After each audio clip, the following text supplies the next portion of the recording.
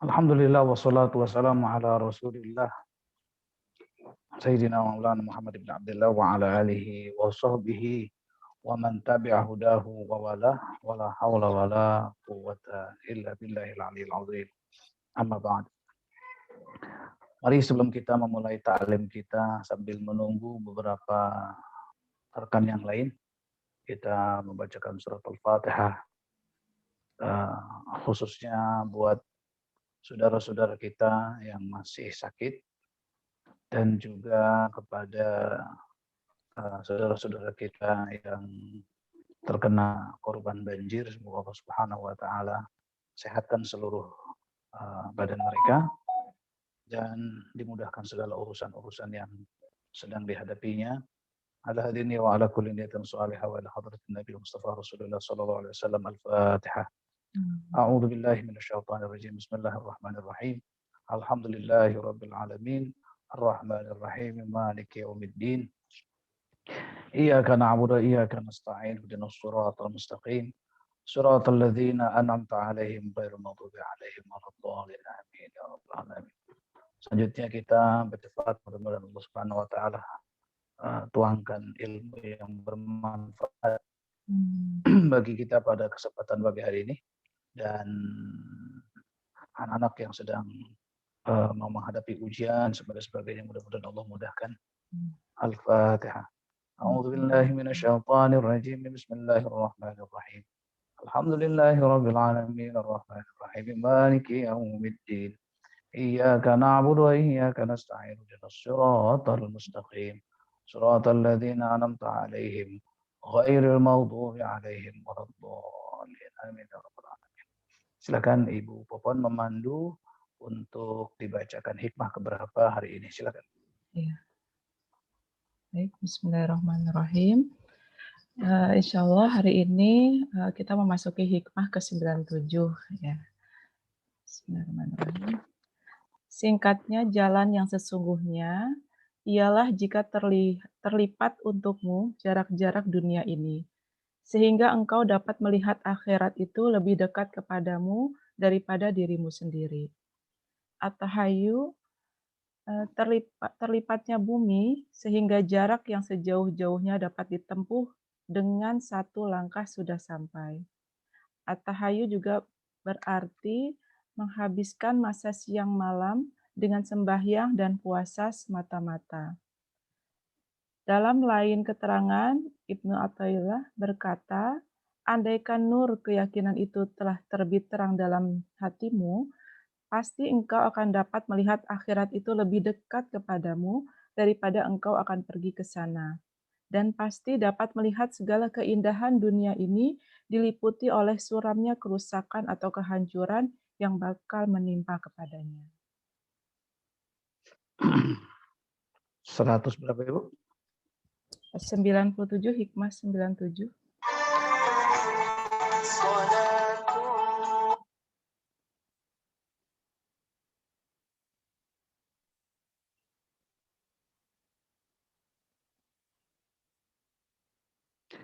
Bismillahirrahmanirrahim. Alhamdulillah wassalatu wassalamu ala Rasulillah, amma ba'd. Di sini bicara tentang at-tai al-hakiki yang pertama, dengan at-tai yang syar'i. Jadi ada at-tai asy-syar'i, ada at-tai al-hakiki ya. At-tai asy-syar'i ya, suatu kependekan daripada jarak ya, baik jarak tempuh maupun jarak waktu, adalah qudratun min atau qudratun min qudratillahi azza wa jalla. Memendekkan waktu dan memendekkan jarak adalah kekuasaan Allah Ta'ala. Dan itu sesuatu hal yang terjadi pada fakta lapangan. Sehingga kita mudah lihat bahwa Rasulullah SAW berangkat dari kota Mekah ke Aqsa, kemudian dari Aqsa menuju ke langit, ke Sidratil Muntaha, dalam waktu yang sangat singkat kembali lagi ke tempat semula, ke Masjidil Haram, dan apa tuh namanya, tempat duduk yang sebelumnya beliau duduk di atasnya itu masih terasa hangat bekas badannya itu ya. Nah, berarti waktunya tidak terlalu lama. Sementara berangkat dari Masjidil Haram ke Masjidil Aqsa saja sudah membutuhkan sekian. Kalau kita menggunakan pesawat saja dari Masjidil Haram ya ke Masjidil Aqsa itu lumayan ya, mungkin bisa sekitar ambil sekitar 1 jam lebih lah ya. Itu dengan menggunakan pesawat. Nah, tetapi dengan buruk ini Nabi pun melihat orang-orang yang ada di bawahnya, bahkan sempat turun juga, ya, sempat turun juga di perjalanannya itu. Nah, jadi apa tuh namanya? Bahkan gitu ya, bahkan ketika Rasulullah bercerita, kemudian di malam itu ada orang yang mengadakan perjalanan, kemudian Rasulullah bercerita bahwa kambing apa namanya onta yang hilang dan sebagainya, minuman yang hilang dan sebagainya, terlihat oleh Rasulullah di atas itu. Maka cerita mereka itu bisa diceritakan oleh Rasulullah SAW dan kisahnya yang orang berjalan dari Masjidil Aqsa ya, dari negeri Syam ke negeri Mekah di malam hari itu Rasulullah bisa ceritakan, kamu kan yang begini kan aku kan lihat dari atas. Nah, begitu. Dan mereka bengong, iya ya itu yang kami alami gitu ya. Nah, itu dilihat oleh Rasulullah SAW. Kemudian artinya kalau melihat terlalu cepat seperti kilat ya nggak mungkin bisa melihat yang di bawah gitu. Jadi bukannya cepatnya menjadi kilat tetapi jaraknya dipendekkan dan waktunya dipercepat. Sampai di Masjidil Aqsa pun kegiatannya tidak langsung berangkat ke Aqsa ya, ke Sidratul Muntaha. Sampai di sana, kemudian begitu sampai Rasulullah turun dari buruk, kemudian Jibril langsung mengatakan, wahai Muhammad, ikat itu buruk kamu. Ada talinya. Rasulullah mengatakan, kok diikat? Ini bukan tercipta untuk aku mengadakan Isra dan Mi'raj. Tidak. Itu binatang biasa. Ada di surga, binatang biasa. Ikat nanti kalau nggak kabur dia. Langsung buru-buru diikat, akan akhirnya bertambahlah. Senangnya Rasulullah. Ternyata yang kayak gini ini biasa. Ya binatang biasa seperti buruk itu. Nah kemudian dari situ, kemudian sholat bersama para nabi dan sebagainya. Setelah kegiatan itu barulah Rasulullah naik lagi buruknya untuk berangkat ke Sidratul Muntaha dari langit 1 sampai langit 7 dan seterusnya sampai ke Sidratul Muntaha. Kemudian balik lagi dari situ langsung menuju ke Makkah Al-Mukarramah. Ini apa itu namanya sangat indah travelnya. Waktunya sangat singkat. Waktunya sangat singkat dan jaraknya begitu jauh. Nah, ini dinamakan dengan at-tai syar'i. Secara syariat, secara bahasa, at-tai itu ya melipatkan jarak itu. Kemudian dibimbing rahmat Allah Subhanahu wa taala.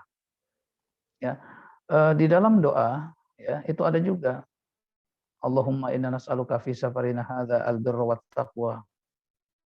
Ya Allah kami memohon dalam perjalanan kami ini adalah kebaikan dan ketakwaan ya. Al-birra wa taqwa minal amali ma tarda, dan dari amal-amal yang kau ridhai. Kemudian dikatakan Allahumma hawwin alaina safarana hadza. Allah mudahkanlah perjalanan kami ini wadwi anna bu'dahu, dan pendekkanlah jaraknya. Jadi ada kalimat dan ini merupakan syariat. Kita mohon pada Allah wadwi anna bu'dahu, artinya pendekkanlah bu'dahu, jarak jauhnya sehingga menjadi dekat. Bagi Allah tidak ada hal yang mustahil. Ini secara syariat saja jelas. Kemudian secara kita ya, saya pernah bersama keluarga besar, ceritanya Lebaran itu, Lebaran pertama itu kami biasa pulang kampung ke Jakarta ya, ke Kampung Melayu, kampung kami aslinya sana, ketemu dengan saudaranya kakek ya, keluarga besar, ketemu dengan paman-paman, sepupu dan sebagainya di daerah Bukit Duri, di daerah Tebet situ ya, dan Manggarai daerah situlah keluarga kami. Lebaran kedua itu mereka yang dari Jakarta datang ke Lemah Abang, ke Cikarang sini. Nah, lebaran ketiga saya keluarga keluarga ibu saya orang Cikarang. Ibu saya daerah Pilar sana. Nah, dari situ kita berangkat ke Serang. Biasanya kita suka jalan, kita ambil villa di Bogor, tetapi hari itu kita coba ke Banten. Ya, perjalanan habis asar, ya, habis zuhur makan siang, kemudian begitu asar, kemudian kita berangkat. Sampai di perbatasan atau di daerah mana lah begitu, kita mendengar mau azan maghrib, kita berhenti dulu, kita maghrib dulu, kemudian makan sampai isya. Ya. Singkat cerita, habis isya kita baru berangkat lagi menuju dengan perjalanan sangat macet ke Cilegon dan sebagainya.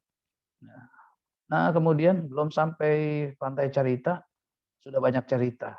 Akhirnya sudahlah, nggak usah sampai Carita lah. Ada pantai yang lebih dekat lagi. Akhirnya daripada kita malam, kita apa tuh namanya, minggir ya, minggir. Kemudian kita masuk ke salah satu pantai di sana yang ada gubuk-gubukan, yang nggak sempat sampai Carita. Sampai di sana sekitar jam 9.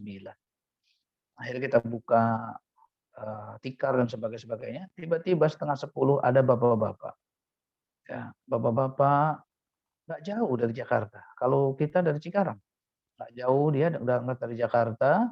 Ya, dia jamak, dia sholatnya, maghribnya ke isyanya, ya, dan dia berjalan dari jam 10 pagi.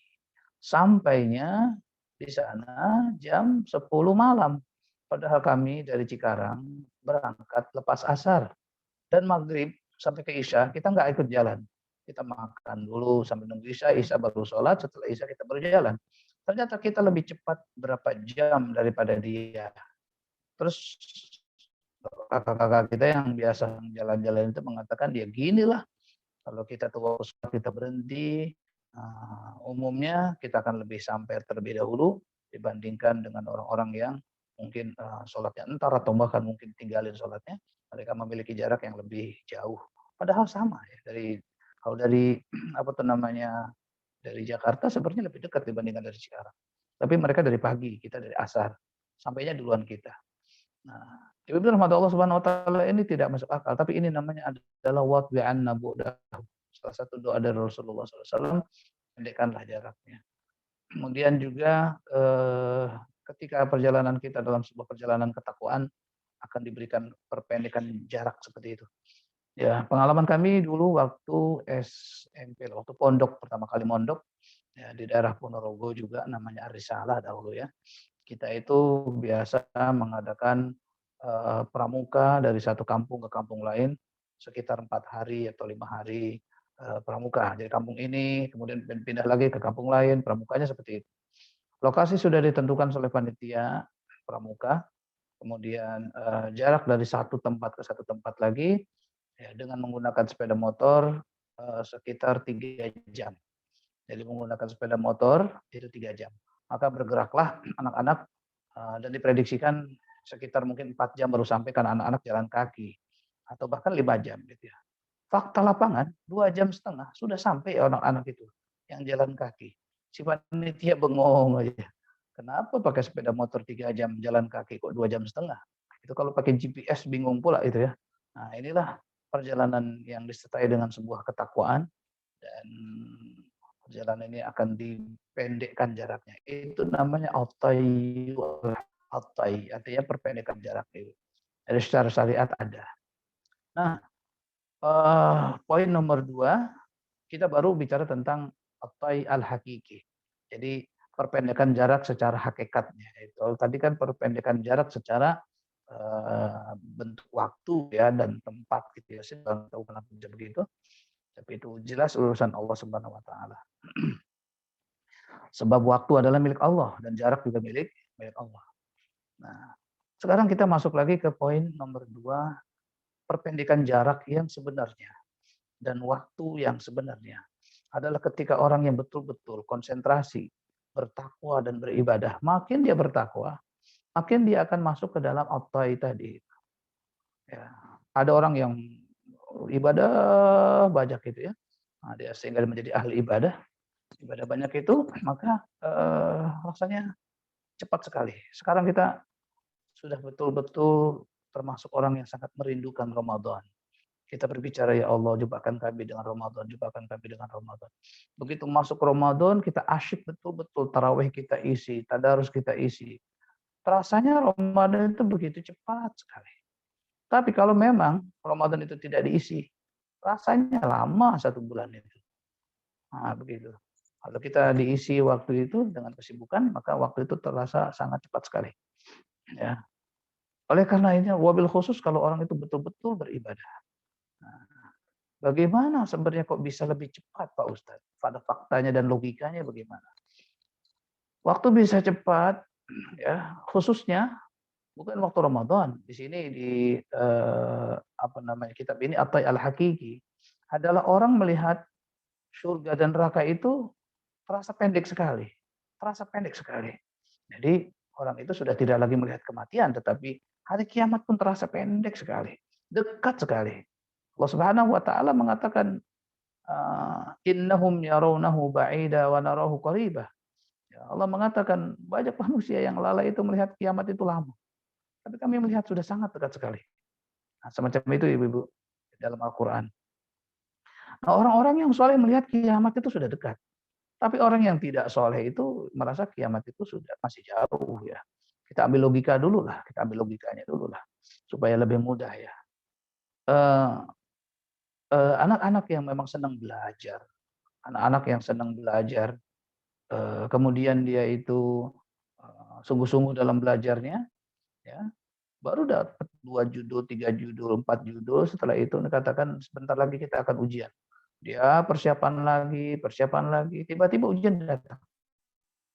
Nah, begitu ujian dia hadapi dengan sungguh-sungguh, kemudian dijawab satu persatu pertanyaan dengan pelan-pelan dan sebagainya. Nah, orang-orang semacam ini terasa bahwa ujian itu begitu cepatnya, belajar itu begitu cepatnya. Tetapi anak-anak yang memang nggak belajar, anak-anak yang malas-malasan ya, ulangan itu rasanya kok lama banget ini ulangan belum selesai-selesai. Karena kenapa? Karena dia tidak konsentrasi. Jadi otaknya juga tidak penuh dengan program, tidak penuh dengan kegiatan sehingga terasanya cepat, terasanya itu lama. Tapi kalau yang penuh dengan program itu rasanya cepat sekali, ya. Kegiatan dari satu ke satu yang lain, satu ke satu yang lain itu cepat sekali. Nah, begitu. Apalagi kalau orang-orang yang ahli ibadah telah dikatakan bahwa baru sholat maghrib, udah sambil nunggu isya saya di masjid aja baca Quran mau ngapain nggak lama, udah azan ya gitu ya. Tapi orang-orang yang habis sholat maghrib pulang ya nunggu apa namanya di rumah makan apa sebagainya, ngobrol apa nungguin isya lama. Tapi kalau orang yang di masjid nggak pulang dulu, setelah sholat maghrib dia mau baca Quran, mau ngapain, rasanya waktu isya itu cepat sekali. Nah, itulah kalau diisi dengan padetan itu terasa waktu itu sangat dekat sekali. Maka orang-orang yang ahli ibadah, baca ibadah, melakukan ibadah, dia kenal siapa saja orang yang melakukan ibadah.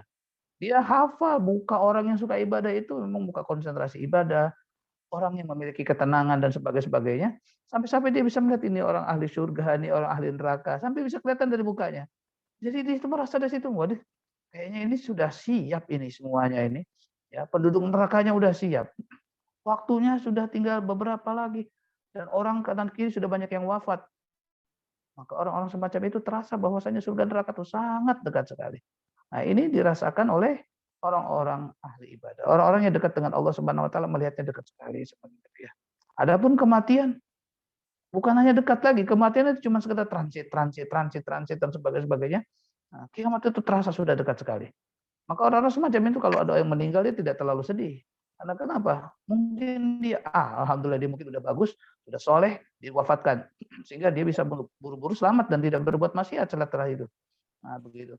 Nah, inilah ibu-ibu rahmat Allah Subhanahu wa taala ya, orang-orang yang ahli ibadah ya. Coba ibu-ibu bisa bayangkan kalau di kelas ya, di kelas kita tahu siapa yang rajin sekolah, siapa yang suka biasa menjawab soal atau pertanyaan-pertanyaan guru dan tepat dan benar, kita tahu fulan bin fulan pinter, dia pasti bisa ngejawab, fulan bin fulan bisa.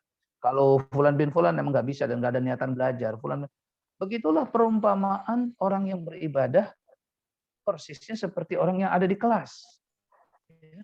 Bisa kelihatan kawan-kawan yang ahli ibadah siapa aja, terus sama-sama beribadah, sama-sama belajar bareng, bikin kelompok belajar, bikin ini dan sebagainya. Kemudian setelah itu, ya Allah, sebulan lagi kita ulangan, ayo kita sungguh-sungguh lagi, tambah sungguh-sungguh lagi dan sebagainya. Cepat sekali waktu 1 bulan untuk ulangan dan belajar itu ya. Tetapi orang-orang yang nggak belajar dia santai-santai saja. rasanya masih lama dan masih lama. Setelah mereka ujian tuh mereka betul-betul terasa merasakan fighting di situ, dia belajar sungguh-sungguh, ya, mendapatkan soal 10 tidak bisa satu, wah stresnya setengah ampun. Tetapi anak-anak yang nggak belajar, mereka waktunya lama, kemudian juga melihat soal ada 10 yang tidak adalah 9, mereka biasa-biasa saja, gitu. Jadi terasa ujian itu bukan satu ujian yang penting untuk dihadapi, gitu. Nah ini, suasana inilah yang dirasakan oleh orang-orang yang beriman, orang-orang yang taat kepada Allah Subhanahu wa taala. Dia merasakan betapa cepatnya gitu ya waktu ini. Nah, adapun orang-orang yang tidak merasakan cepatnya karena tidak memperhatikan. Gitu. Kalau kita memperhatikan, coba ibu ngaca aja, nggak usah di layar, nggak usah di kaca cermin. Ini di layar Zoom saja dilihat ini, muka udah tua apa belum gitu ya. Sudah tampak itu, kayaknya baru kemarin baru menikah, kemarin anak-anak sudah besar. Ya dan sebagainya. Maka ibu rahmat Allah Subhanahu wa taala, kalau kita perhatikan waktu begitu cepatnya, tapi kalau kita tidak begitu lamanya ya, waktu cepat banget kita belajar lagi, maka orang seperti itu. Maka hal yang sama dengan orang yang ahli ibadah. Orang-orang yang ahli ibadah asyik dengan ibadah. Dan makin asyik dia beribadah, makin tenggelam dia beribadah akan mendapatkan nikmatul ibadah. Nikmatnya ibadah. Nah, ibu-ibu yang dirahmati Allah Subhanahu wa taala. Masuk ke nikmat ibadah, ya, disitulah dia seakan-akan naik ke sebuah menara. Di menara itulah dia bisa membaca dan melihat rumah-rumah dari ketinggian gunung. Di gunung dia naik lagi menara, dia bisa melihat di mana pantai, dia bisa melihat di mana danau, dia bisa melihat rumah-rumah yang kecil-kecil dalam kondisi dia di sebuah menara. Tetapi kalau orang itu berada di dalam rumahnya, di bawah, di sebuah lembah, dia tidak bisa membaca apa yang terjadi pada dirinya. Makanya sempit pandangannya, rasanya dunia itu masih lama. Makanya orang yang tinggal di rumah, di kampung gitu, rasanya kayaknya dunia ini masih lama. Coba dia naik bukit, kemudian naik menara di atas bukit. Dia terasa, ya Allah, hidup cuma seperti ini, ya, waktu cuma seperti ini, gitu Ibu ya. Oleh karena itu, maka kita lihat bahwa apa tuh namanya, orang-orang yang memiliki tingkat ibadah yang tinggi, dia akan bisa melihat orang lain yang rendah. Tapi orang yang tingkat ibadahnya rendah, tidak bisa membaca keadaan orang yang ibadahnya tinggi. Itu intinya ibu-ibu yang dirahmati Allah Subhanahu wa taala. Jadi orang yang sibuk ibadah melihat waktu ini lebih dekat. Orang yang sibuk ibadah seperti orang yang ranking dan selalu ranking di kelas, dia kenal teman-teman yang rajin rajin belajar dan dia juga tahu siapa yang malas-malasan belajar. Atau perumpamaan lain adalah orang yang naik di atas bukit, di atas bukit ada menara, dia bisa membaca keadaan di bawahnya dan dia bisa melihat bahwa hidup ini cuma begitu itu aja. Tapi kalau terjun ke bawah, bekerja di bawah ya, bahkan mungkin hanya kisaran cuma itu saja, maka dia bisa lalai. Nah, akhirnya orang-orang yang di atas menara tidak lalai, yang di bawah hidup di sana bisa lalai. Begitu poin keduanya. Nah, sekarang kita masuk poin ketiga. Poin ketiga, mudah-mudahan nanti saya ulang-ulang lagi biar bisa dipahami. Takutnya tidak bisa ditangkap untuk poin nomor 2 ya khususnya. Poin nomor 3, ibu-ibu dirahmati Allah Subhanahu wa taala. Kembali ke judul menara, ya, orang yang bertakwa dan menara itu apa hubungannya? Begini ceritanya. Hidayah itu ada 4, sebagaimana yang ibu telah ketahui. Yang pertama adalah hidayah insting, yang kedua adalah panca indera, yang ketiga adalah hidayah akal, dan yang keempat adalah hidayah agama. Ya, yang punya insting adalah tumbuhan, yang punya insting dan panca indera adalah binatang, yang punya insting, panca indera dan akal adalah manusia, dan yang hidayah yang keempat adalah hidayah agama. Tidak semua manusia tekun dalam ibadah sehingga dia mendapatkan hidayah. Nah, jadi manusia ada yang dapat hidayah, maka dia namanya agamis, manusia agamis. Tapi kalau yang tidak dapat hidayah, dia hanya sekedar manusia. Nah, sebentar Ibu.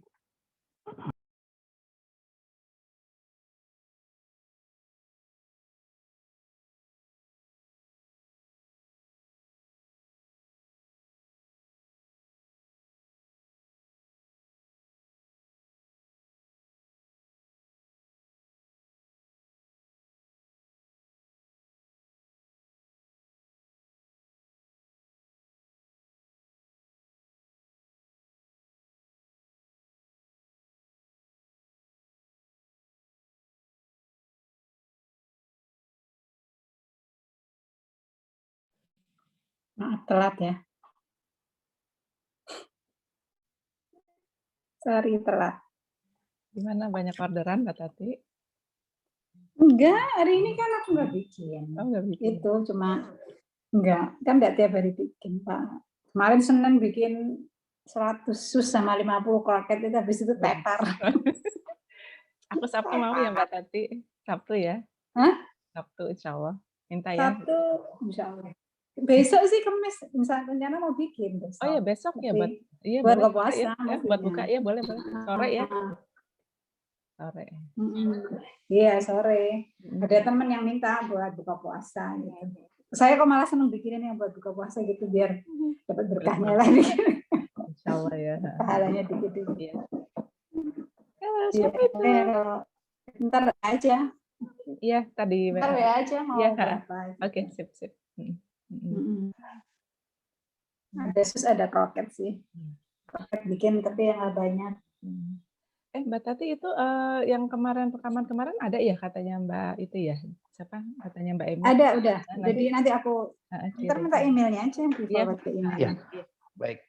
Kita kembali lagi. Assalamualaikum warahmatullahi wabarakatuh. Waalaikumsalam warahmatullahi wabarakatuh. Maaf ya Ustadz saya telat. Iya. Ada perlu tadi. Baik, kita masuk ke poin 3. Ya. Hidayah tadi ada 4, ada hidayah insting tumbuhan, hidayah panca indera binatang, hidayah akal manusia, dan hidayah agama adalah yang agamis, baik manusia ataupun bukan manusia.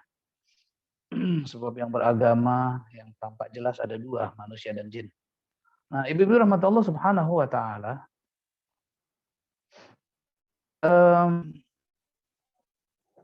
yang memiliki satu hidayah seperti tumbuhan, itu tidak paham betul-betul, totally tidak paham bagaimana sih maksudnya panca indera. Dan yang punya panca indera yaitu binatang, sangat bisa membaca keadaan si rumput. Karena yang binatang ini bukan cuma sekedar punya panca indera, tapi dia juga punya insting. Sehingga punya 2 hidayah. Sementara kalau tumbuhan punya 1 hidayah.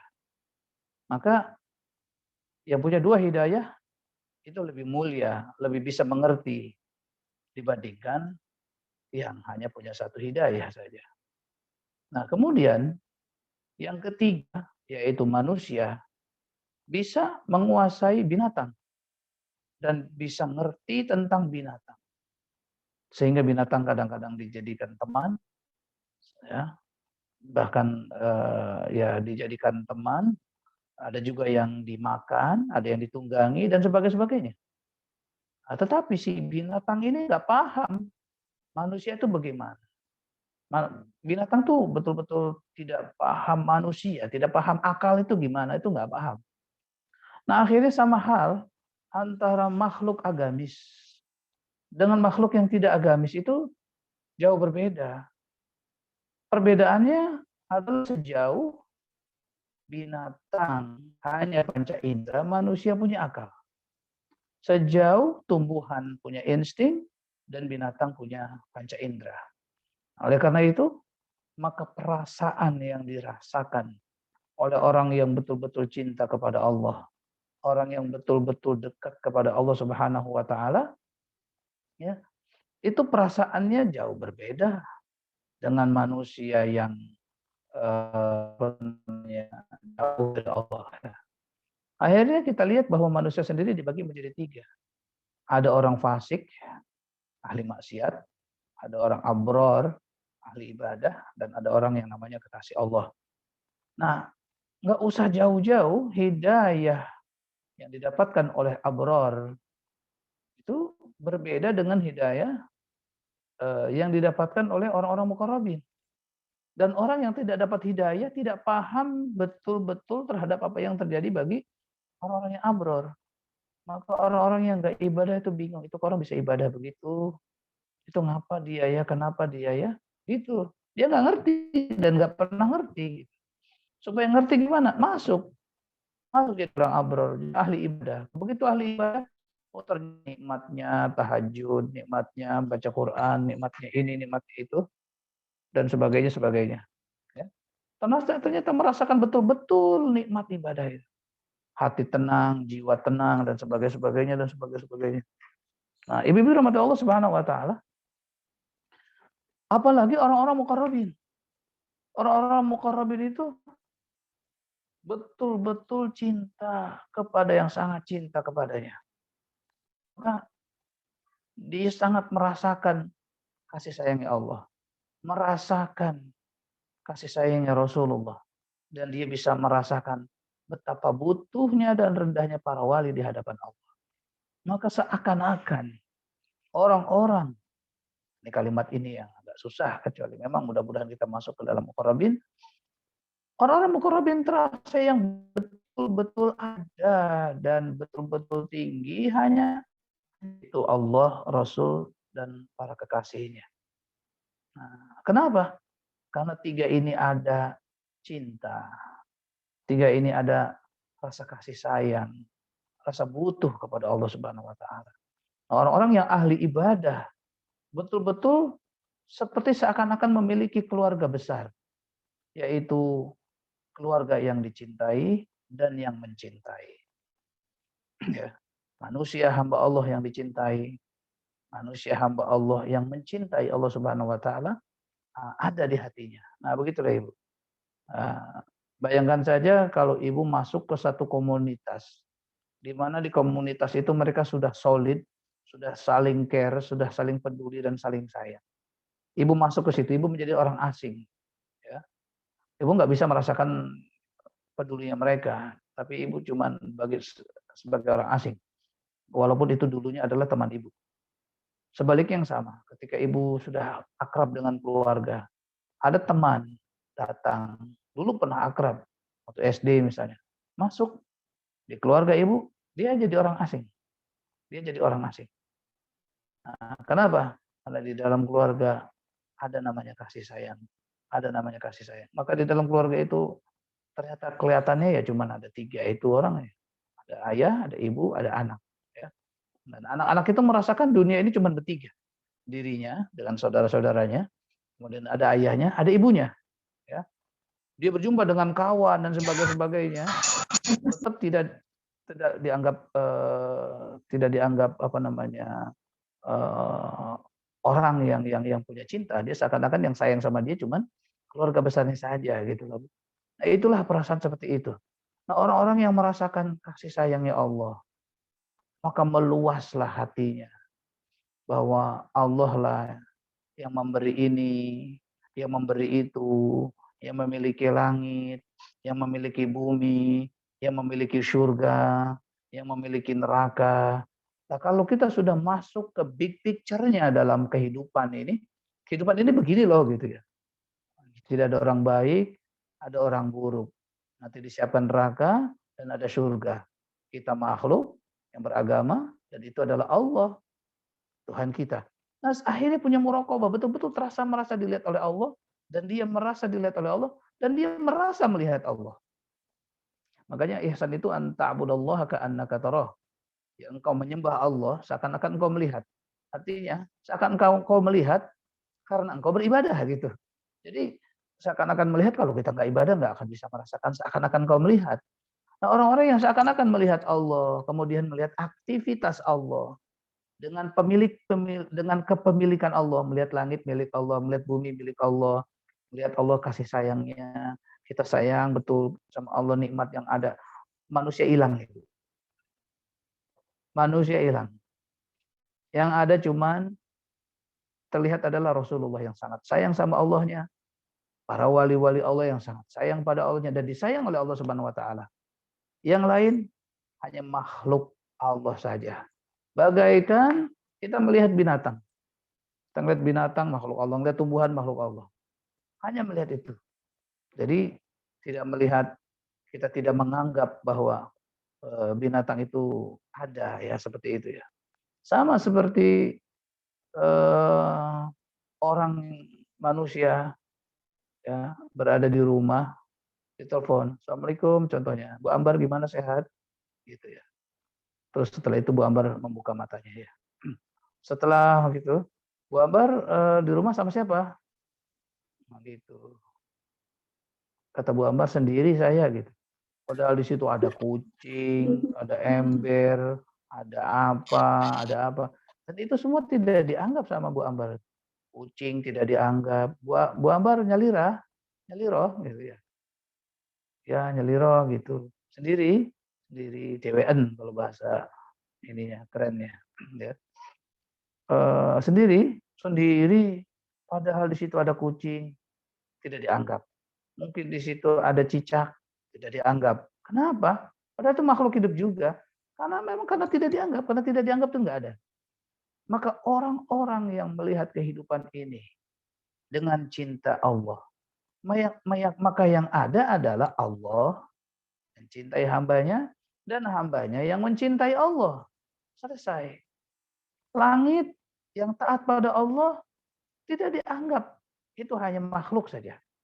Bumi hanya makhluk saja. Binatang hanya makhluk saja. Akhirnya yang ada terasa adalah kita dan Allah dan orang-orang soleh. Di antaranya adalah para nabi.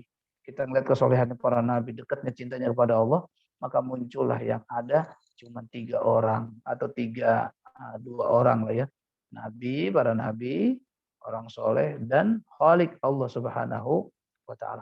Dalam kondisi semacam itu, ibu bisa ngebayangin apa yang dirasakan oleh mereka dalam syair-syair, kasidah-kasidah yang mereka menulis ya.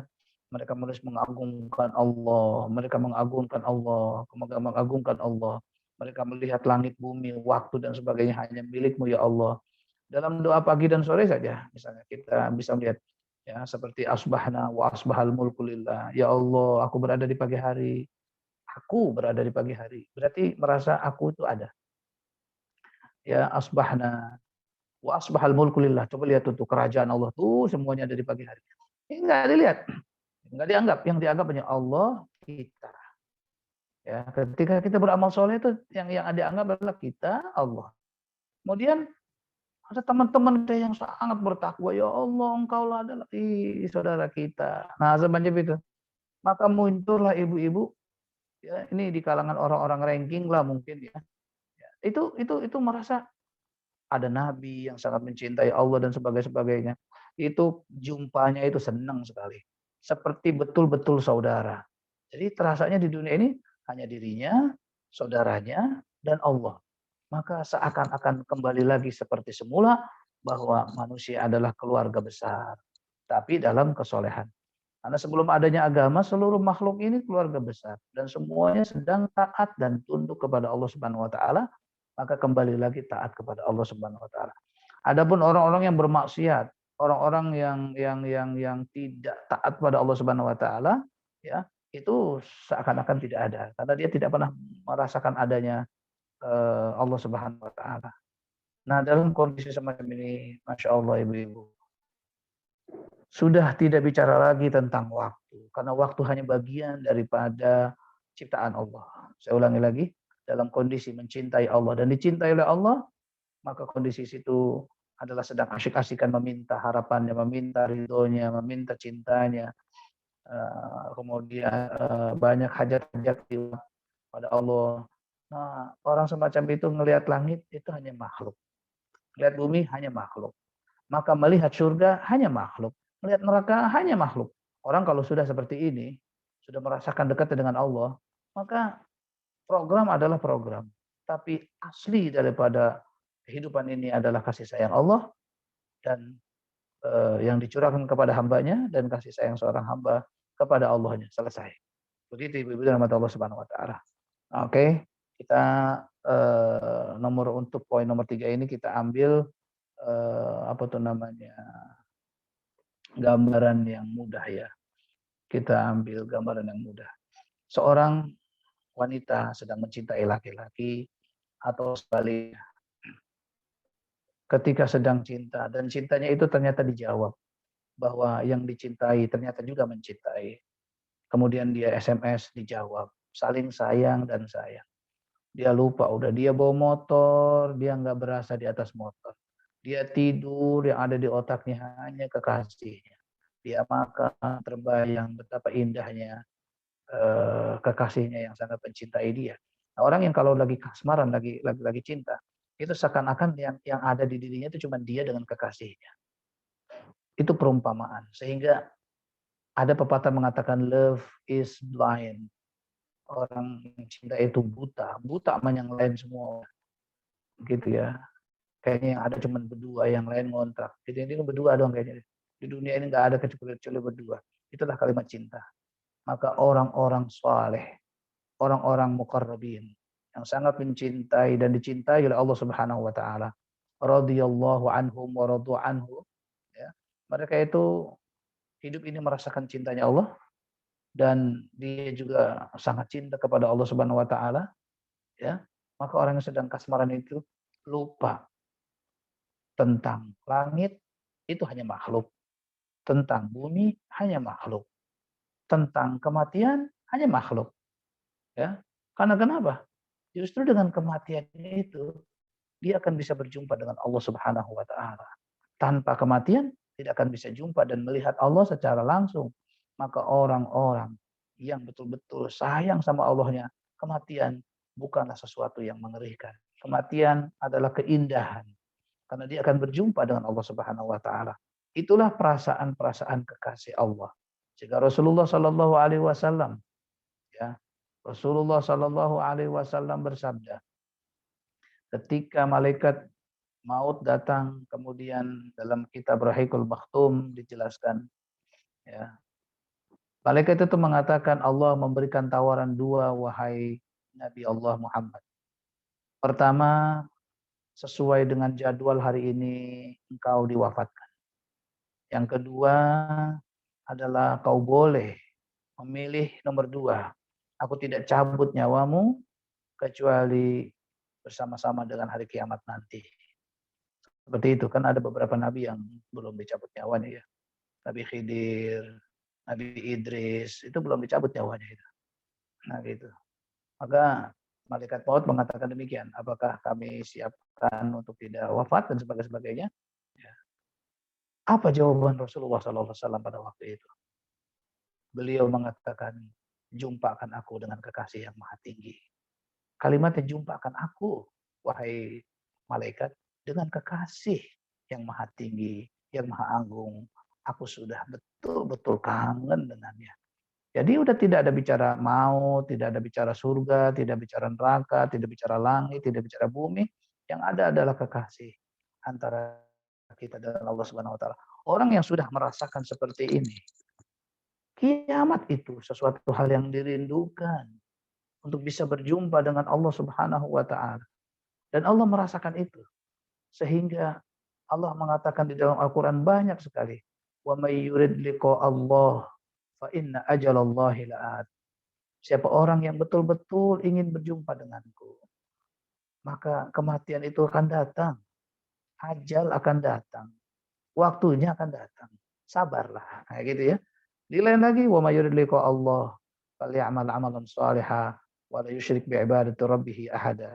Kalau orang pengen berjumpa dengan aku, maka beramallah amalan yang soleh, berbuat perbuatan yang soleh.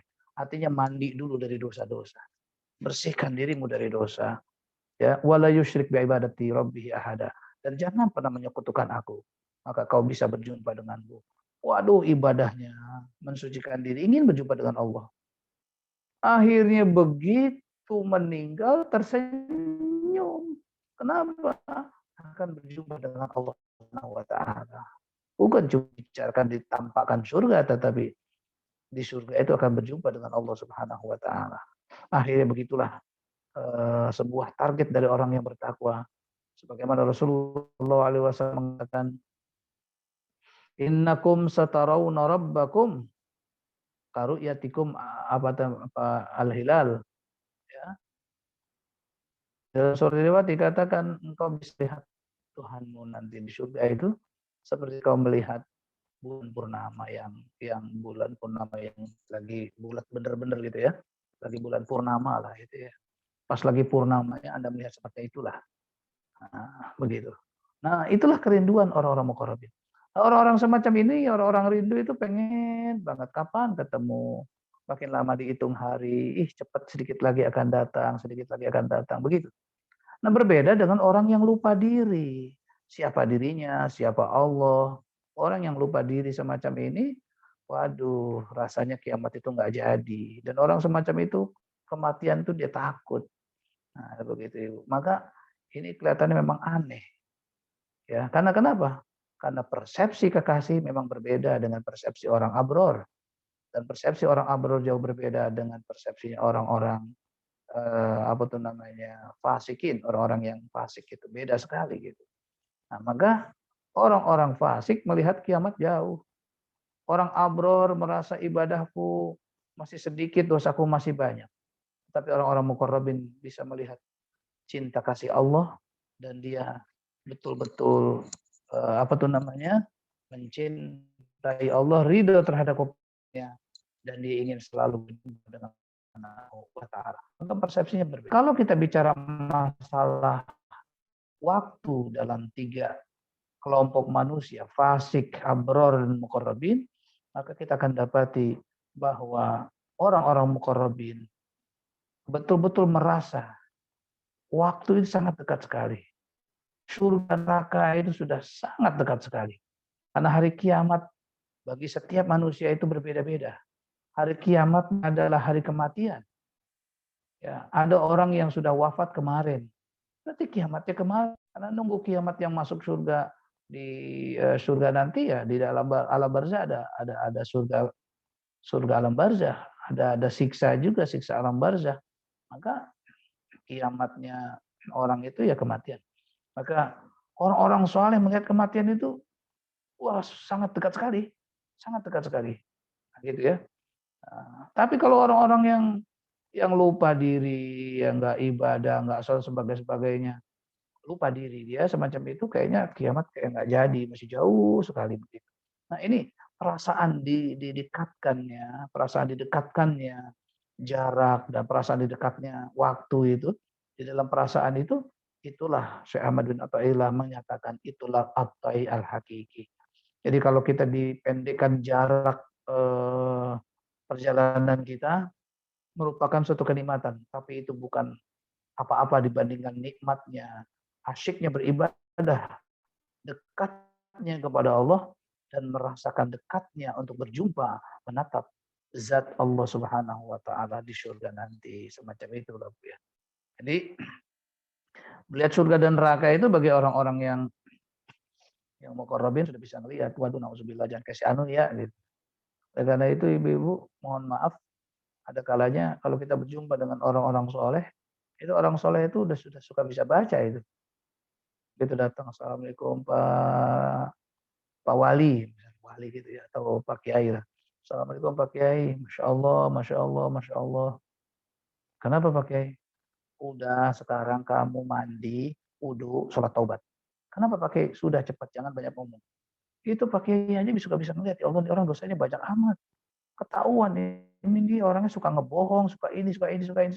Mandi kamu, wudhu, pakai baju baru, berangkat masjid atau ambil sejadah dulu mau sholat taubat. Jangan kau ulangi lagi bohong. Jangan kau ulangi lagi bohong. Sampai kelihatan seperti itu. Nah makanya dia melihat ya Allah, nikmatnya orang muqarrabin tuh udah kelihatan. Baru ngomong ya Allah, adanya ada rujak bebek di hati itu ya. Nggak lama ada yang tingnong, Pak, iya. Bapak mau rujak dan bebek nggak, Pak? Ada di depan. Terasa kayak di surga sudah. Jadi surga itu nggak sampai langsung nanti di hari kiamat. Di dunianya saja orang-orang muqarrabin sudah merasakan kasih sayangnya Allah, jadi merasakan surganya. Doanya dikabul, harapannya dikabul. Apa yang menjadi masalah bagi dia? Apa yang bukan surga bagi dia di dunia ini? Dan dia melihat orang-orang yang tidak ibadah itu sengsaranya setengah ampun, kesulitan hidupnya setengah ampun. Orang-orang yang jauh dari Allah itu kelihatan banget. Maka seakan-akan dia sudah berada di akhirat dia. Sudah berada di akhirat. Nah, coba bayangkan, orang ibadah itu kan asyik. Dan salah satu asyiknya ibadah itu mendapatkan fasilitas seperti fasilitas di surga. Kayak gitu Ibu ya. Ya, jadi doa dikabul, harapan dikabul, apalah bedanya dengan surga? Surga itu kan apa-apa dikabul. Nah, kalau kita di dunia apa-apa dikabul, terus kita betul-betul terima kasih kepada Allah, terus merasa melihat Allah, ya kan sama, cuman di akhirat betul-betul melihat, kalau di dunia ini merasa melihat. Kayak gitu. Nah, itu. Nah, asyiknya anak kecil main-mainan itu tidak terlalu jauh berbeda dengan orang gede main beneran gitu ya. Coba Ibu Tati dulu waktu masih kecil main apa boneka-bonekaan gitu, ini jadi mamahnya, ini bangkunya. Saya kira asiknya juga kadang-kadang kayaknya lebih daripada sudah besar gitu ya. Beli bangku buat di rumah, beli ini gitu ya. Sebenarnya nggak terlalu jauh gitu ya. Cuman kalau anak kecil itu main-mainan, kalau udah besar main beneran gitu ya. Kalau anak laki masih kecil main mobil-mobilan, udah besar main mobil beneran. Tapi kayaknya juga rasanya yang dirasakan oleh anak kecil main mobil-mobilan tuh rasanya, wah pakai pakai apa tuh namanya, sepeda ditaruhin balon di belakang, wah dia merasakan seakan-akan itu motor. Kayaknya lebih asik itu juga itu gitu ya. Nah, itu. Nah kita ini seakan-akan berada di surga. Kenapa? Semua harapan kita dikabul, doa kita dikabul. Apalah bedanya dengan di surga nanti? Seakan-akan gitu loh. Nah, terus setelah itu apa? Bagaimana mau merasakan nikmatnya pemberian? Orang ibadahnya saja juga udah nikmat, bisa sholat aja nikmat. Bagaimana diberikan nikmat oleh Allah yang lain? Habis sholat makan kue itu enak banget. Apalagi sholatnya betul-betul khusyuk ya. Habis puasa, sholat maghrib, melihat makanan, indah. Habis makan terawih, habis pulang terawih makan lagi, indah Ibu. Ya, makan asinan habis sholat terawih jauh berbeda dengan makan asinan di hari biasa. Ya, belum sholat isya jam 8 malam belum sholat isya. Terus jam 8 malam makan asinan. Tidak terlalu nikmat. Coba pulang terawih. Ya, jam setengah 9 pulang terawih makan asinan. Waduh, gurihnya setengah ampun. Apalagi dicampur dengan rasa syukur di hati. Itu asinan enak banget ya. Begitu ya. Oleh karena itu, maka orang-orang yang muqarrabin sudah merasakan indahnya dan kebahagiaan yang ada. Oleh karena itu ada satu qasidah dikatakan bahwa syahrul Ramadan adalah syahrus sa'adah. Bulan Ramadan adalah bulan kebahagiaan. Kita lebih banyak ceria di bulan Ramadan itu. Muka ceria, senang baca Quran, senang ini dan sebagainya. Ya, itu baru di dunia, macam di surga. Maka orang-orang yang soleh itu seakan-akan sudah merasakan masuk surga dia. Walaupun baru seakan-akan. Dan dia juga bisa melihat orang-orang yang tidak ibadah itu seakan-akan dia berada di neraka. Dengan ngeluhnya, dengan sibuknya, dengan muka yang ruwet, dengan kerjaannya dan sebagainya. Kita bisa melihat ya Allah kasih nama itu tuh ahli neraka. Jadi seperti itu seakan-akan sudah ada ahli neraka. Dia doa nggak dikabul, punya urusan nggak beres-beres, ya gitu ya. Sementara yang ahli surga dengan ahli ibadah dekat dengan Allah Subhanahu Wa Taala dia rasa sudah di surga. Maka itulah yang salah satu daripada namanya at-tayyu al-hakiki. Nah, jadi masuknya kita ke surga akhirat ya, itu cuma perpindahan dari satu surga ke surga yang lain, begitu. Bahkan kalau kita buka surat Ar-Rahman ayat 46 ataupun ayat 62, kita akan dapati bahwa manusia itu punya dua surga, ya. Waliman khafa maqama rabbih jannatani. Bagi orang yang takut kepada Allah, baginya dua surga. Jadi orang yang takut pada Allah, punya cinta kepada Allah, baginya dua surga. Ada yang mengatakan surga di dunia dan surga di akhirat. Jangan tanya surga di akhirat, di dunia aja udah surga udah indah. Yang kedua, ada ayat ke-62, wa min dunihima jannatani, dan di bawah itu ada 2 surga lagi. Artinya bagi orang abror di bawah muqarrabin, dia punya 2 surga juga. Surga asiknya beribadah, surga asiknya dekat dengan Allah di dunia, dan dia seakan-akan melihat Allah, seakan-akan dia berada di surga. Maka di situ, ya, apa itu ihsan? An ta'budallaha ka'annaka, kau menyembah Allah seakan-akan. Kenapa seakan-akan? Karena dia merasakan betul-betul, ngobrolnya disampaikan kok. Ya Allah, aku pengen ini, sampai di hati kita. Iya, oke, gitu ya. Terus ya Allah pengen banget terus Allah kirimkan seseorang yang membawakan hajat kita. Nah, itu kan terjadi dialog. Maka seakan-akan kita melihat Allah. Nah, nanti di hari kiamat masuk ke dalam surganya, barulah betul-betul bisa menatap zatnya Allah Subhanahu wa taala. Karena program sudah selesai. Gitu ya. Nah, ibu-ibu rahmat Allah Subhanahu wa taala, jadi jannatun fid dunya wa jannatun fil akhirah. Surga di dunia dan surga di akhirat. Makanya di satu ayat juga dikatakan faman kana fi hadhihi a'ma fa huwa fil akhirati a'ma.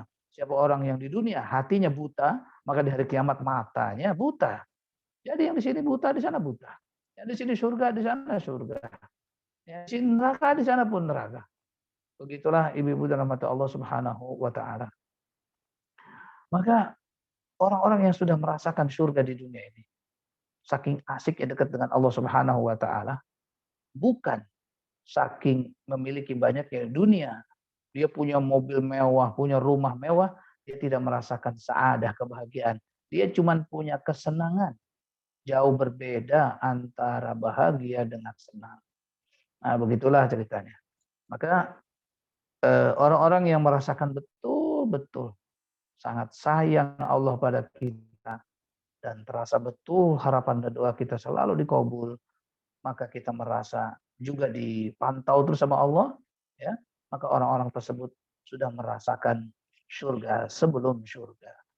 Nah, orang semacam ini yang merasa yang dinamakan dengan at-tay al-hakiki, jarak yang didekatkan yang sebenar-benarnya.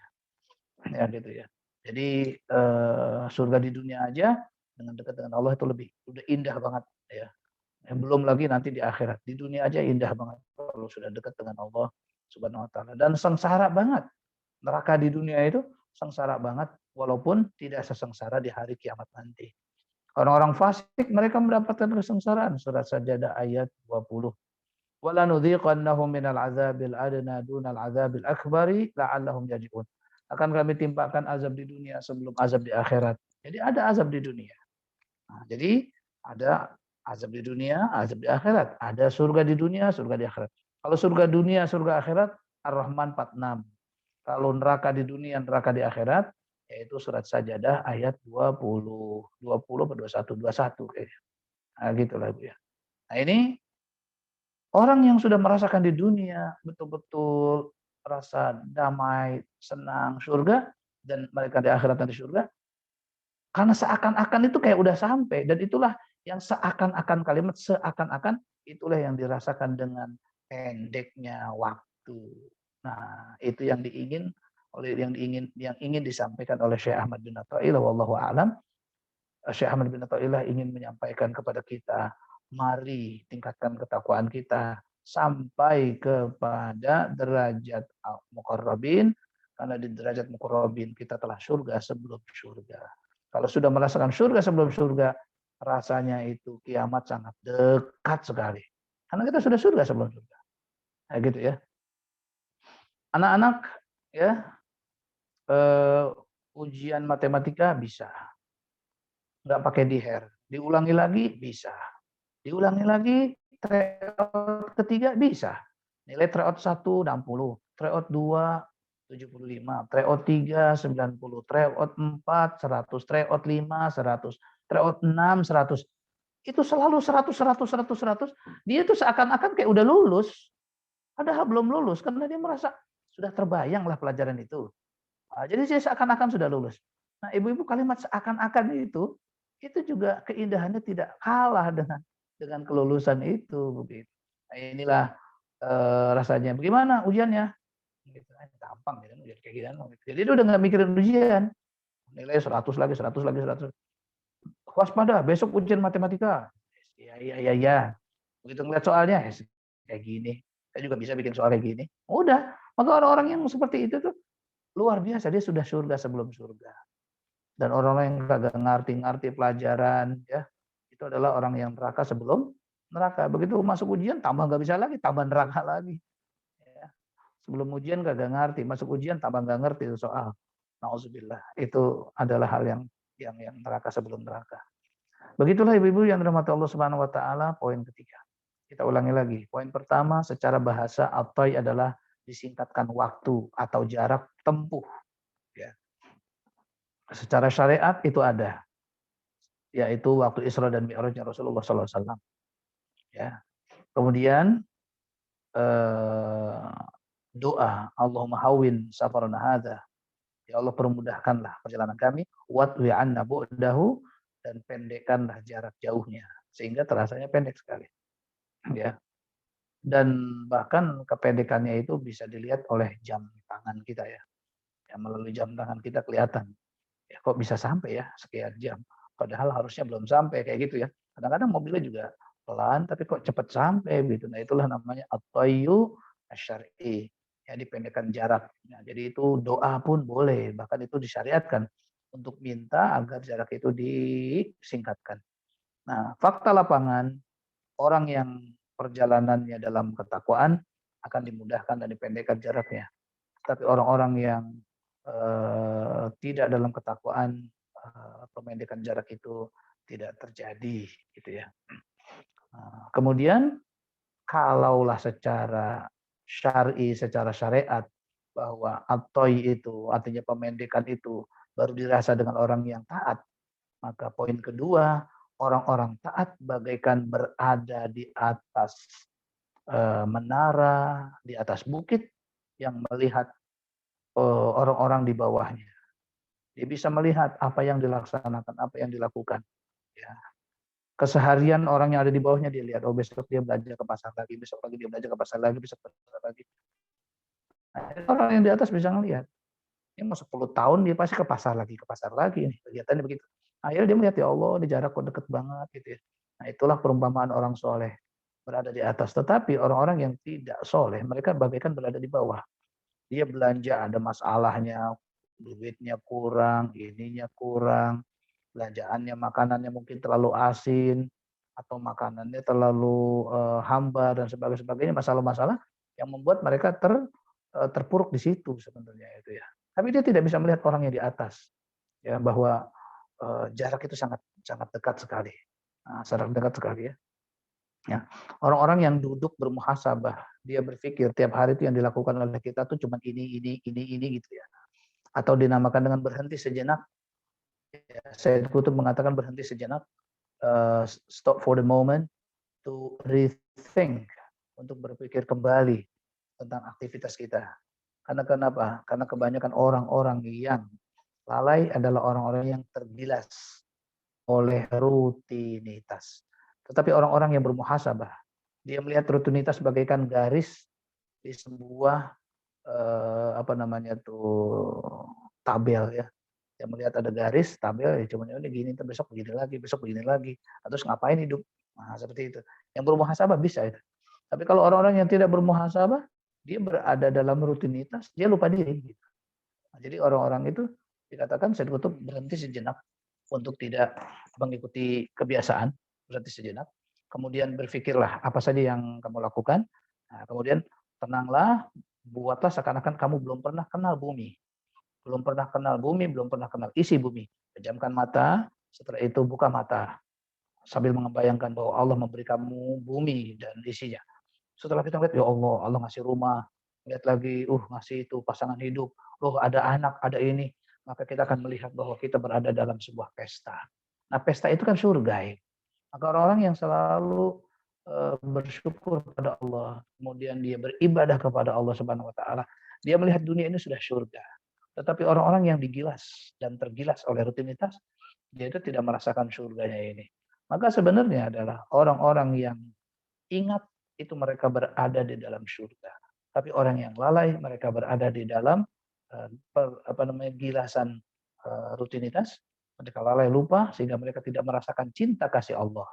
Tidak bisa merasakan bagaimana para nabi mencintai Allah. Akhirnya gilasan ini hanyalah sebagai rutinitas, bukan mesin-mesin yang bergerak hari ini sama dengan pergerakan hari kemarin dan seterusnya dan seterusnya. Nah, itu dinamakan dengan lalai. Nah, orang-orang yang berada di bawah bisa lalai, tapi orang-orang yang di atas memantau kegiatan orang yang rutinitas tadi tidak berada di rutinitas atau di luar rutinitas, maka dia bisa melihat apa saja sih kegiatan yang dilakukan oleh orang-orang di bawahnya. Oh, ternyata ada yang maksiat. Oh, ternyata ada yang ahli ibadah. Bisa dibaca. Bisa dibaca. Nggak usah jauh-jauh, kita pakai drone aja. Pakai drone di atas, tatap gitu ya. Kira-kira kita itu sebenarnya siapa sih? Kalau kita itu bagaikan orang yang ada di atas, kita akan lihat ya Allah perbuatan dosanya banyak, tidak syukurnya banyak, nikmat yang Allah berikan banyak. Nah, orang-orang yang bisa bertafakur semacam ini, mereka lah orang-orang yang bisa melihat nikmat dan kasih sayangnya Allah.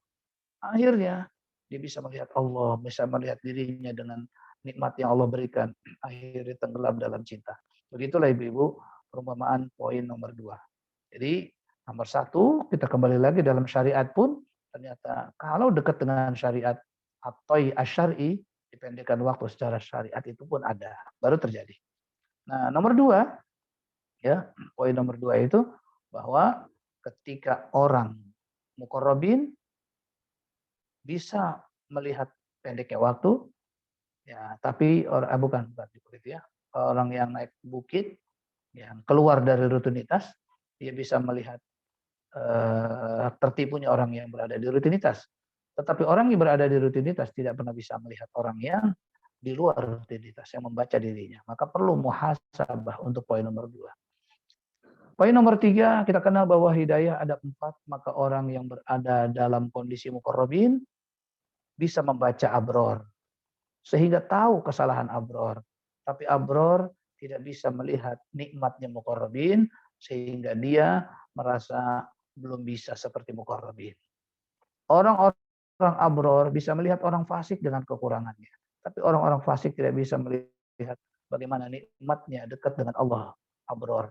Maka posisi kita kalau di atas dan tinggi dan bisa melihat keburukan yang di bawah, dan kita bisa melihat keindahan Allah yang Maha Kuasa, yang Maha Sayang di atas, maka kita bisa melihat bahwa hidup itu skenario-nya seperti itu.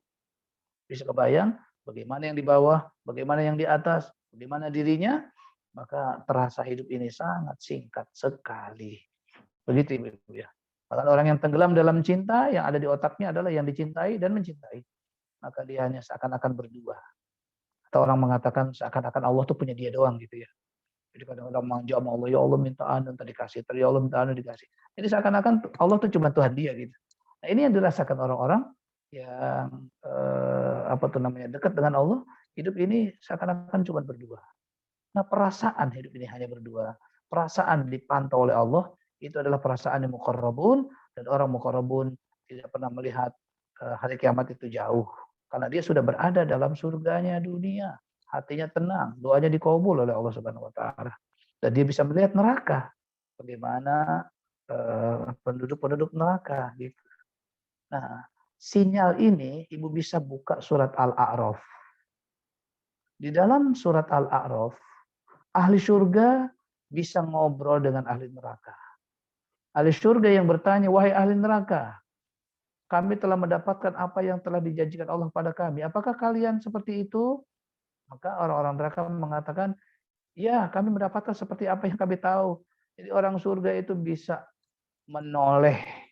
Maksudnya menoleh itu bukan menoleh matanya melihat. Artinya naik dan mengajak dialog orang neraka. Tapi orang neraka tidak bisa keluar dari neraka untuk bisa berdialog dengan ahli surga. Maknanya orang-orang yang dekat dengan Allah bisa melihat kekurangan orang yang jauh dengan Allah. Tapi orang yang jauh dengan Allah tidak bisa melihat kehebatan orang-orang yang dekat dengan Allah Subhanahu wa taala. Nah, begitu. Maka cara atoy yang benar adalah dekatkan diri kita kepada Allah Subhanahu wa taala. maka akan dekat semua. Jarak akan dekat ketika kita dekat dengan Allah. Surga sangat dekat, bahkan kita merasakan surga sudah ketika kita dekat dengan Allah. Dan kalau kita tenggelam dalam cinta, seakan-akan hidup ini hanya berdua kita dengan Allah. Lupa adanya kiamat, lupa adanya ini, lupa adanya kematian, lupa. Yang ada cuma adalah kehidupan ini adalah indah dan indah dan indah.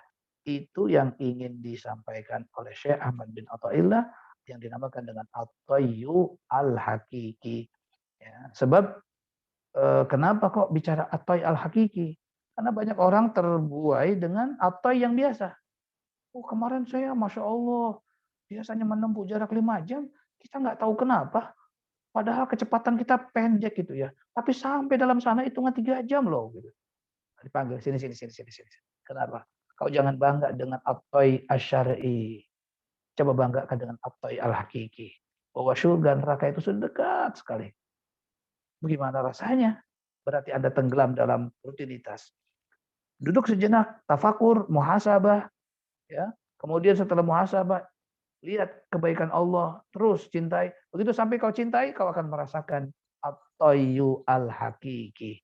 Begitulah ibu-ibu ceritanya. Ya, jauh berbeda antara At-Tayy Asy-Syar'i dengan At-Tayy Al-Hakiki ya. At-Tayy Asy-Syar'i juga bangga sekali. Indah sekali ya. Berkah itu hidup berkah itu enak. Tapi yang lebih enak lagi kalau kita bisa mencintai dan dicintai oleh Allah Subhanahu wa taala. Ya, bukan cuma sekedar berkah, tetapi indahnya dicintai dan indahnya mencintai luar biasa. Begitulah kisah sekilas tentang ajakan Syekh Ahmad bin Athaillah untuk masuk menjadi kekasih Allah bahasanya, tapi ini merupakan fasilitas muqarrabin pada hakikatnya. Semoga Allah Subhanahu wa taala masukkan kita ke golongan muqarrabin dan mendapatkan salah satu nikmat yaitu At-Tayyu Al-Hakiki. Ya, silakan Ibu Popon dijabarkan dulu poin-poinnya sebagai notulen ya. Maaf ini memang setiap Liko itu punya notulen ya. Kalau di pengajian Senin sore itu Bu Ina ya, ada notulennya. Biarkan Bu Tati sebagai ketua ya. Nanti Bu Popon notulennya, Ibu Tri nanti yang komentar ya. Ibu Popon Ibu Ambar yang menelaah ya. Dan yang lainnya juga melakukan hal yang sama. Silakan Ibu Popon. Silakan. Bismillahirrahmanirrahim. Insya Allah ini hari ini materinya saya sampai nggak fokus catat Ustaz karena indah banget ilmunya. Jadi maaf kalau misalnya ada yang kurang-kurang di notulen ini. Ya, jadi intinya pembahasan hikmah hari ini 97 ini ada 3 poin. Yang pertama adalah At-Tayyu Asy-Syar'i ya, di mana waktu dan jarak itu didekatkan, bisa ditempuh, dipendekkan itu secara syariat ya, sebagaimana yang dikisahkan oleh Rasulullah ya dalam kisah Isra Mi'rajnya. Dan yang kedua juga terkait dengan doa perjalanan di mana kita bisa meminta doa pada Allah untuk bisa dipendekkan untuk jarak maupun waktu. Dan ini At-Tayyu Asy-Syar'i ini juga merupakan fakta lapangan ya, bahwa memang bagi orang yang bertakwa jarak dan waktu seringkali terasa menjadi lebih pendek dan tidak berlaku untuk orang yang tidak takwa, karena bagi orang yang tidak takwa justru kebalikannya jarak dan waktu akan terasa sangat lama. Itu yang pertama. Yang kedua ini adalah At-Tayyu Al-Hakiki ya. Jadi jarak atau waktu didekatkan dengan yang sebenar-benarnya. Jadi di sini orang taat, ibaratnya orang taat berada di atas menara, ia dapat melihat yang ada di bawahnya ya. Jadi orang-orang yang soleh ibaratnya dia akan bisa melihat orang-orang yang lalai. Ya. Namun orang yang tidak soleh kebalikannya, dia tidak bisa melihat mereka yang ada di atas atau orang-orang yang soleh. Nah ini bisa dilakukan dengan bermuhasabah ya, tadi yang saya catat, bermuhasabah salah satunya bisa dengan berpikir kembali ya, bagi orang-orang yang muqarrabin ya, dan juga bisa melihat rutinitas bagi orang-orang muqarrabin, melihat mereka sudah berada di luar rutinitas, sehingga dapat melihat mereka-mereka yang masih menjalani rutinitas yang, kalau saya catat jadi tambahan mungkin rutinitas yang tidak ada tujuannya gitu loh Pak Ustadz. Jadi orang-orang lalai, dan yang poin yang berikutnya, orang-orang lalai tidak merasakan cinta Allah dan Rasul-Nya karena adanya rutinitas tersebut. Kemudian yang poin yang ketiga, ini tadi ada 4 hidayah, yaitu hidayah insting, panca indera, akal dan agama. Ya. Intinya adalah orang-orang yang muqarrabin, dia dapat melihat apa yang mungkin kesalahan-kesalahan yang mungkin dilakukan oleh abror, namun orang-orang abror tidak bisa melihat mereka apa yang dilakukan oleh muqarrabin. Kemudian orang-orang tidak bisa melihat kenikmatan muqarrabin. Iya. Kemudian Jadi sebentar, jadi ya. orang abror bisa melihat Kesalahan, keburukan fasik, keburukan atau kesalahan fasik, tapi orang fasik tidak bisa melihat keindahan orang abror. Gitu. Terus orang abror tidak bisa melihat kenikmatan muqarrabin gitu ya Ustadz ya. Iya. Ya, kemudian orang yang tenggelam dalam cinta, ya. Jadi yang poin ketiga ini adalah orang yang tenggelam dalam cinta, seakan-akan Allah hanya milik mereka berdua dan benar-benar merasa berdua. Masya Allah ini Ustadz, yang terkait dengan orang yang tenggelam dalam cinta, kemarin tuh sempat saya bertanya, ya Allah, bedanya orang yang cinta dengan yang tenggelam dalam cinta itu apa ya? Ini alhamdulillah Ustadz sampaikan bahwa orang yang tenggelam dalam cinta benar-benar, kalau boleh diibaratkan kayak orang laki dan perempuan gitu ya, suka sama suka, udah nggak ngelihat sekelilingnya gitu loh. Jadi benar-benar Masya Allah yang dilihat yang dicinta saja gitu ya, benar-benar merasa hanya yang dicinta saja yang menjadi miliknya. Jadi merasa perasaan selalu dipantau oleh Allah ya, dan otomatis sehingga akan melihat akhirat sangat dekat. Dan ini dan juga ada dalil dalam surat Al-A'raf. Cuman ayatnya tadi saya belum catat Ustaz, surat Al-A'raf ini yang pembicaraan antara ahli surga dengan ahli neraka. Emang belum disebutin, pokoknya baca aja. Oh iya. Dekat itu, udah terlalu banyak surat Al-A'raf. Oh iya. Ya, lanjutnya silakan. Ya, yang terakhir ya cara untuk bisa at-tahyu ini adalah mendekatkan diri kepada Allah. Iya. Itu, jadi dengan cinta, gitu. Dengan cinta, mendekatkan diri kepada Allah dengan cinta. Ya, jadi untuk mendekatkan diri kepada Allah dengan ibadah bisa, tetapi yang paling utama dengan ibadah itu harus cintanya diajak, ya, cintanya diajak. Nah, para rasul, para nabi itu kalau ibadah itu kan mengekspresikan syukur, berarti ibadahnya plus cinta. Tapi bukan cuma sekedar melaksanakan kewajiban. Kalau melaksanakan kewajiban itu fisik, hatinya tidak ikut. Tapi kalau melakukan ibadah dengan kecintaan, maka hatinya ikut. Kalau hati ikut sudah selesai lah Ibu. Insya Allah itu baik gitu ya. Karena nanti di hari kiamat itu yaumul la yanfa'u malun wala banun. Hari kiamat adalah hari tidak ada manfaat harta dan keturunan illa man atallaha biqalbin salim, kecuali orang yang datang kepada Allah dengan hati yang bersih. Nah, jadi hati yang penuh dengan cinta itu hati yang bersih. Tapi hati yang kotor adalah hati orang yang cintanya kepada dunia, maka itu kotor dia. Nah, itu cintanya kotor. Kalau cinta kepada Allah maka bersih. Nah, ya, karena ya, itu yang asli ya, yang sangat mencintai kita. Dunia ini hanya tipu daya seperti itu. Ya, ditambah lagi terakhir, orang yang mendapat toy hakiki adalah orang yang bisa melihat keaslian dan kepalsuan.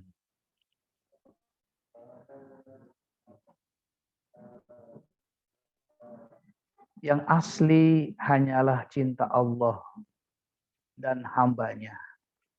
Tidak akan pudar dengan waktu dan tempat. Akan tetapi kenikmatan dunia dan cinta-cinta yang ada di dunia, cinta-cinta dunia adalah kenikmatan yang akan pudar.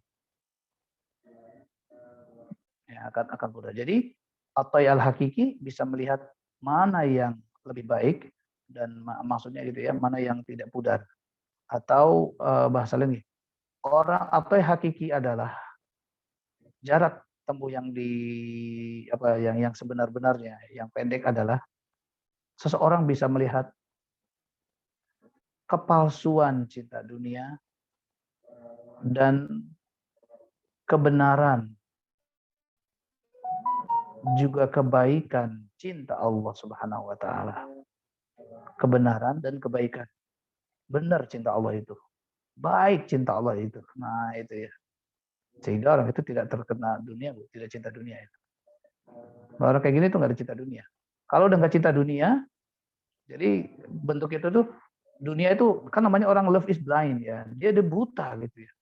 Melihat cintanya Allah, udah dunia itu apaan sih? Dunia mentar juga udahan, kelar, cepet. Nah, itu akhirnya tidak terbuai dengan cinta dunia dan dia terbuai dengan cinta yang asli, yaitu cinta Allah Subhanahu wa taala. Nah, ini namanya At-Thayil Hakiki. Ini satu kenikmatan, Ibu. Ya. Maka siapa sih orang surga? Gitu. Orang surga adalah orang yang tidak tertipu dengan setan, yaitu maksiat, dan tidak tertipu oleh dunia, yaitu punya cinta kepada Allah. Jadi dia ibadah dan cinta pada Allah itu sebenarnya. Orang fasik dia itu tidak cinta Allah dan cinta dunia. Sementara dunia ini menipu. Yang kedua orang abror ya cinta ibadah walaupun masih ada sedikit dari cinta dunia. Tapi cinta ibadah. Jadi ibu-ibu mohon maaf, cinta dunia itu nggak akan hilang dengan ibadah. Ya. Dan yang ketiga muqarrabin, mencintai Allah sehingga tidak tertipu dengan cinta dunia. Nah, gitu begitunya. Jadi hanya orang yang cinta Allah yang tidak akan bisa tertipu dengan dunia, tapi orang yang cinta dunia, cinta ibadah masih bisa tertipu walaupun tidak seperti orang yang tidak cinta ibadah ya. Masih ada tertipu dengan dunianya. Walaupun lebih baik gitu ya. Hawa nafsu orang fasik, hawa nafsu dosa. Hawa nafsu orang abror, hawa nafsu syar'i, tapi tetap hawa nafsu. Tapi kalau orang yang cinta kepada Allah, bukan hawa nafsu, tapi itu adalah cinta yang sebenarnya, cinta yang suci, cinta yang suci. Itu nomor 3 seperti itu. Ya silakan, mungkin ibu-ibu ada pertanyaan 1-2 supaya kita tidak ada kekeliruan atau salah paham dalam permasalahan At-Tay al-Hakiki. Yang jelas orang At-Tay Hakiki tidak akan tertipu dunia dan tidak tertipu syaitan. Nafsunya sudah dekat dengan Allah dan dia takut pada Allah Subhanahu wa taala. Ya, itu sebenarnya terjemahan muqarrabin ya. Silakan, mungkin ada lagi yang bertanya.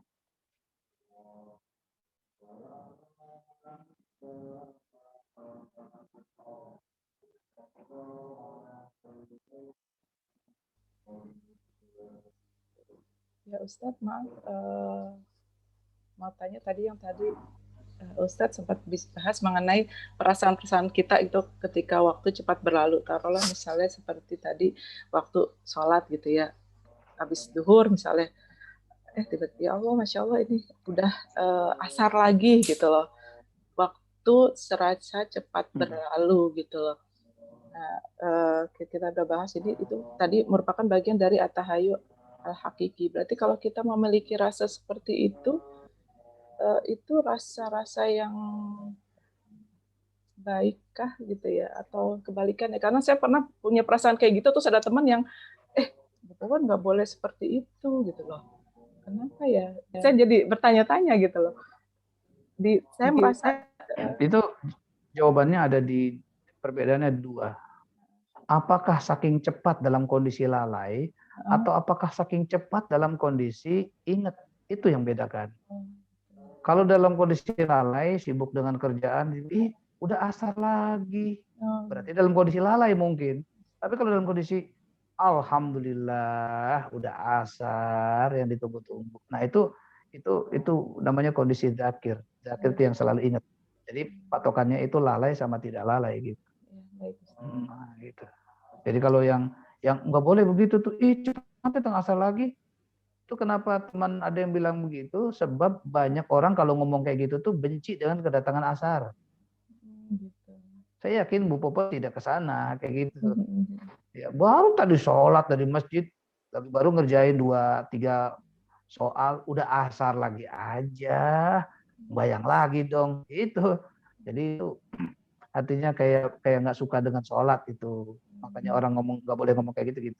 Tapi kalau memang udah asar, cepat waktu ya, nah itu beda, itu nggak kenapa-napa sebetulnya gitu ya. Nah, cuman mungkin kecondongannya lebih kelalai atau lebih keingat begitu aja sih sebetulnya. Tapi yang sangat dibenci sama orang itu dan emang nggak boleh adalah kayak penolakan waktu sholat gitu. Nah itu orang larinya ke sana, kan nggak semua orang punya persepsi yang sama. Kalau orang lain kan melihatnya dari persepsi yang banyak lah, multi tafsir kalau kata Bu Tati. Gitu. Multi tafsir apa multilateral? Multi bilateral Ibu. Multi tafsir ya. Ini kenapa jadi berdua aja ngobrol? Ibu Tati mana? Ibu Tri, Ibu Ambar, Ibu Dewi, Surabaya, ya. Ini Ibu Saung, Sikon sih. Ya, kayak gitu ya. Baik. Ada pertanyaan Ibu mungkin?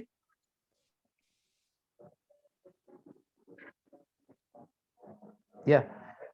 Baik, kalau tidak ada pertanyaan karena waktu zuhur tinggal 3 menit lagi. Bisa nggak Pak Ustadz ringkasan yang sangat ringkas gitu ya? Ada. Jauh berbeda antara orang lalai dengan orang yang tidak lalai. Itu sebenarnya salah satunya. Yang mudah-mudahan Allah Subhanahu wa taala jadikan kita tidak termasuk orang yang lalai. Kita selalu sadar diri, paham diri, ngerti masalah waktu, ngerti masalah tugas-tugas kita, dan Allah Subhanahu wa taala sangat dekat dengan kita. Posisi ini namanya dengan posisi tahu diri. Nah itu ya. Kalau yang lalai nanti tidak tahu diri, gitu doang sebenarnya ya. Adadallahu wa iyyakum ajmain. Kita tutup dengan kafaratul majlis. Subhanakallahumma wa bihamdika asyhadu an la ilaha illa anta astaghfiruka wa atubu ilaik. Wassalamualaikum warahmatullahi wabarakatuh. Waalaikumsalam warahmatullahi wabarakatuh. Terima kasih Ustaz. Terima kasih banyak. Iya, sama-sama. Terima kasih. Waalaikumsalam warahmatullahi wabarakatuh. Siapa itu? Pak Bondi. Pahit. Dari tadi tuh dengerin itu si apa Hiro tuh. Hero ya. Ini Bun, juga ada di sini pokoknya 2 kucing dari tadi ikut ngaji tuh. Aku dengerin.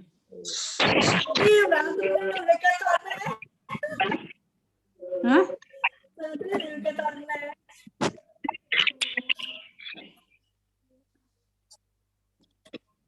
Pak Id, lagi di mana kamu? Pak Id. Ya udah azan, saya close ya, nggak apa-apa ya. Iya. Mudah-mudahan Udah azan. Ya, Ada ya. Makasih semuanya. Iya. Assalamualaikum warahmatullahi wabarakatuh ya.